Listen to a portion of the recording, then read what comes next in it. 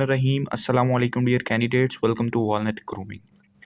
कल के दिन मैंने अपने व्हाट्सएप ग्रुप में पोल लगाया था जिसमें वोटिंग की थी इन 3 टॉपिक्स के बारे में कि आप कल के दिन जो कि आज के दिन कौन सा टॉपिक जो है स्टडी करना चाहते हैं, ठीक है? तो वोटिंग आपके सामने है, ठीक है? तो आज हम ये तीनों टॉपिक्स क्लियर करेंगे इंशाल्लाह। टाइम थोड़ा लूँगा आपका और आपको मैं इंशाल्लाह ये तीनों टॉपिक्स तमाम चीज़ें समझाऊँगा विद जो है जी लाइव आपको जो आईएसएसबी में चीज़ें आ रही होती हैं, ठीक है? जो एक्सपीरियंस में लड़के बताते हैं, वो चीज़ें मैं यहाँ पे पुट करूँगा, ठीक है? ताकि आपको आईएसएसबी वाले टॉपिक्स ही मैं यहाँ पे प्रैक्टिस के लिए दूँ, ठीक है जी? बाकी आज ग्रुप में मैंने कुछ पिक्चर एंड पॉइंटर स्टोरीज़ की एक्सरसाइज दी है। आई होप कि आप लोगों ने ग्रुप जॉइन किया हुआ होगा और आप वो प्रैक्टिस ज़रूर करेंगे, ठीक है? नहीं जॉइन किया तो आपको जो है जी डिस्क्रिप्शन में व्हाट्सएप का लिंक भी अवेलेबल मिलेगा। अभी चलते हैं, हमारा पहला टॉपिक है जो कि है जी पिक्चर एंड पॉइंटर स्टोरीज़, ठीक है? बेसिकली आपने स्टोरी लिखनी है, ठीक है जी? दोनों जगह पे। स्टोरी के कुछ हिस्से होते हैं, अगर हम ऑफिशियली देखें सीएसएस एग्ज़ाम या कोई जो एक तरीका होता है ना मेन स्टोरी का, जो बड़े-बड़े जो है जी एग्ज़ामिनर्स चेक करते हैं, वो बेसिकली स्टोरीज़ के एक स्टोरी के 7 हिस्से होने चाहिए। सबसे पहले है जी एक्सपोज़िशन, ठीक है? Rising action, climax, falling action, resolution and themes. अब देखिए, मैं एक-एक चीज़ आपको बताता हूँ। ये जो एक्सपोज़िशन है ना, सबसे पहले आपने पोज़ीशनिंग करनी है। देखिए, आपके सामने अगर पिक्चर है या आपको एक सेंटेंस दिया जाता है, एक स्टोरी लिखनी है, सबसे पहले आपने बेसिक स्टोरी का स्टार्ट लेना है, ठीक है? आप कोई काम का स्टार्ट लेंगे, फिर राइज़िंग एक्शन, उस पे वर्क होगा, क्लाइमैक्स, फिर पीक पे वो काम होगा, ठीक है? फिर उसके बाद फॉलिंग एक्शन, काम ख़त्म होगा, जो काम आप कर रहे थे वो ख़त्म होगा। उसके बाद रेज़ोल्यूशन, जिस पे काम हो रहा था वो चीज़ एक तैयार हो जाएगी स्टोरी में, ठीक है?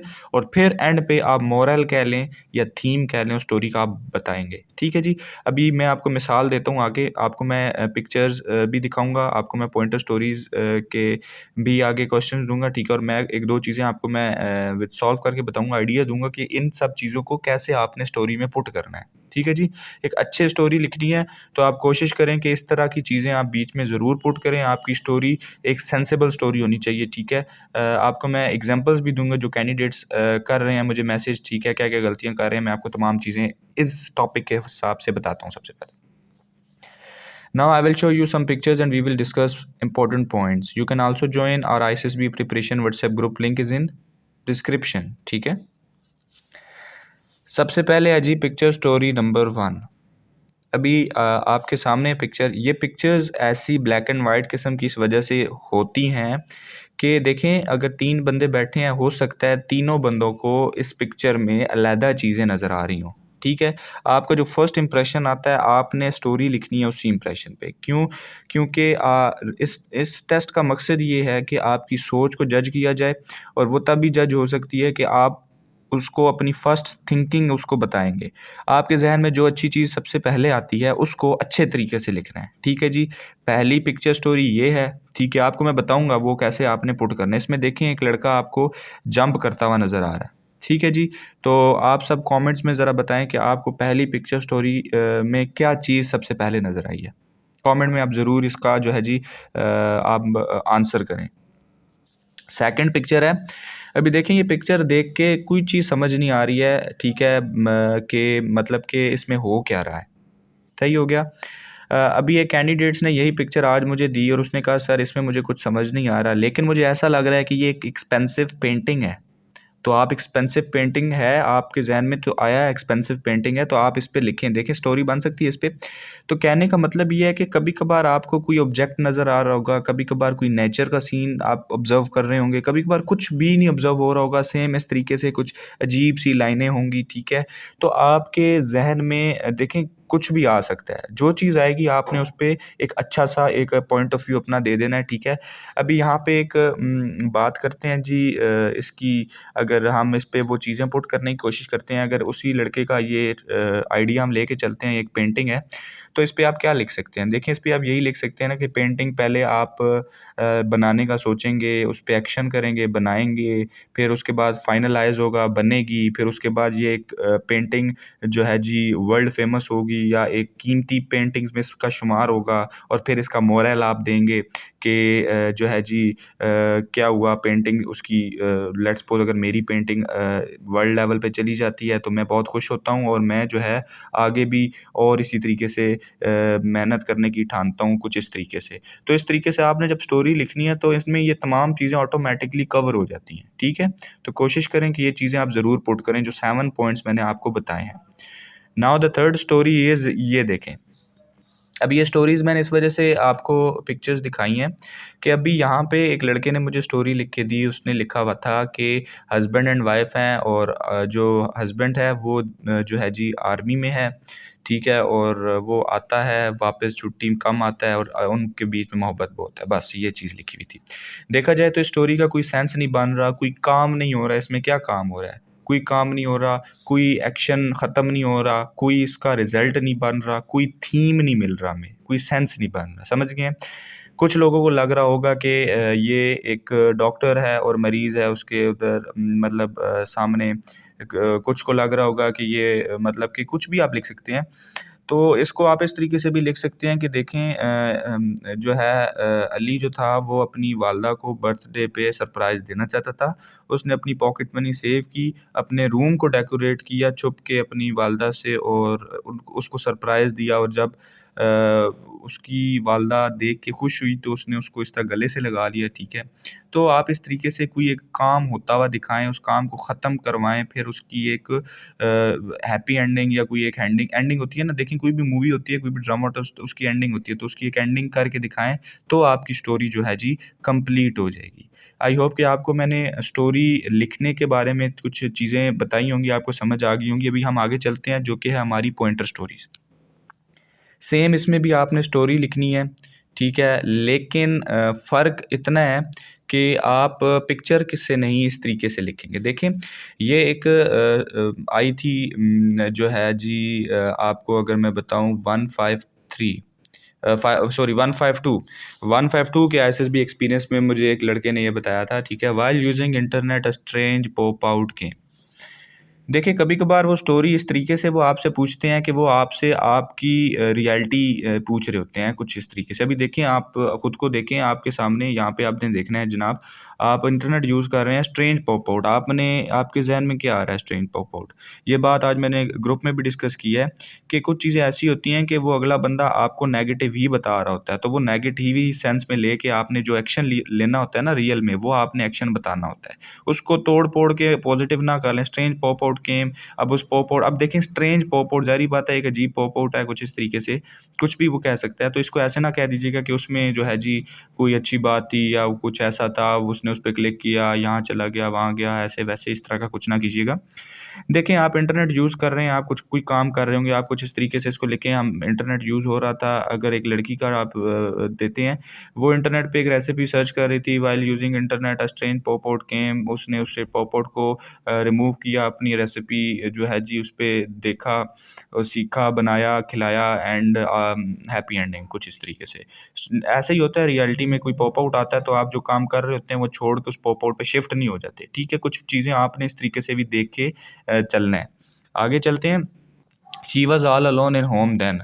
अभी देखें, घर में वो अकेली थी, तो क्या मतलब कि इसमें तो ज़ाहिर-सी बात है बंदा अकेला होता है तो बोर हो रहा होता है, कुछ ना कुछ करता है, तो उसने स्टडी की या कुछ इस तरीके से किया।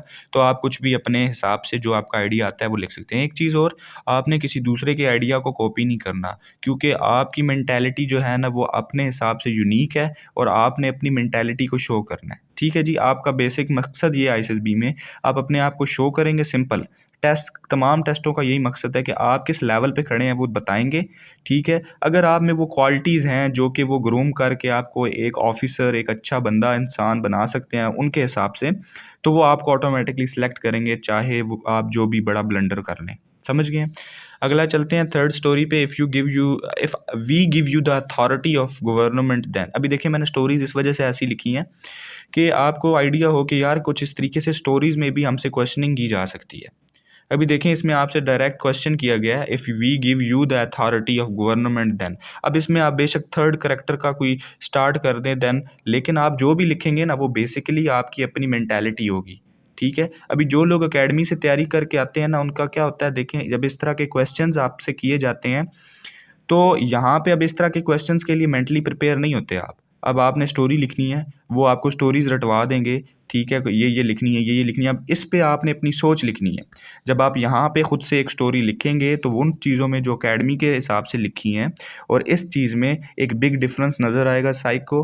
देखें अगला साइकोलॉजिस्ट है वो ईज़िली समझ जाएगा कि देखें वहाँ पे उसकी अपना करैक्टर नहीं है, ये इसका मेन करैक्टर है, कहाँ पे खड़ा है, ठीक है। इस वजह से आप उससे छुप नहीं सकते। तो बेहतर यही है कि आप उसको वही चीज़ दिखाएँ जो वो देखना चाहता है, ठीक है जी। तो इसमें आपने अपने हिसाब से स्टोरी लिखनी है। ये तमाम चीज़ें आपने ज़रूर प्रैक्टिस करनी है। ये आपको 3-3 करवा दी पहला टॉपिक। उसके बाद आता है जी GTO indoor task. Now only tasks are performed as indoor task by the GTO. There are only 2 task, जो कि पहला होता है लेक्चरेट, दूसरा होता है आपका मिलिट्री प्लानिंग। एक-एक करके दोनों करते हैं, ठीक है। लेक्चरेट की मैं आपको करंट टॉपिक बताता हूँ, इंपॉर्टेंट टॉपिक्स हैं, ठीक है। आहिस्ता-आहिस्ता करके आपको बताता जाता हूँ, थोड़ी-थोड़ी डेली भी, कि अगर आप वो तैयार करें तो बहुत ज़्यादा चीज़ें हो जाएँगी एंड पे आपके आईएसएसबी आने तक। सबसे पहले लेक्चरेट बाय द जीटीओ, ठीक है। First is education, coeducation is necessary in Pakistan, पहला टॉपिक। सेकंड टॉपिक देखें, लव मैरिज और arrange marriage which is better, या कुछ इस तरीके से वो पूछ सकता है। Third, increasing use of drugs in teenagers.